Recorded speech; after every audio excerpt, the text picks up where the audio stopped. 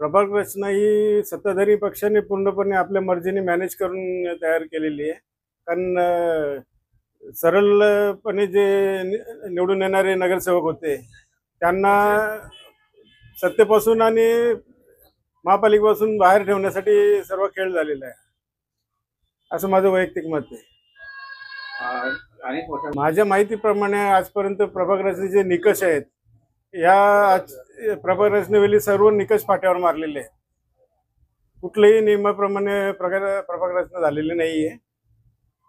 चांगले चांगले उमेदवार पडतील, म्हणजे ज्यांना निवडून येण्याचा स्कोप आहे.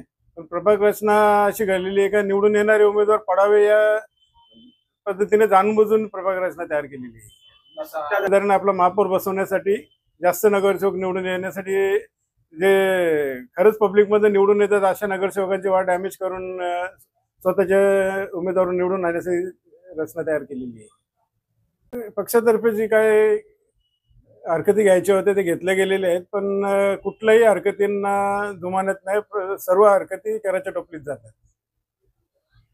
आणि पॅनल बद्दल जे सुप्रीम कोर्टापर्यंत रिट पिटिशन होत्या त्याही फेटाळून लावलेल्या आहेत कोर्टाने.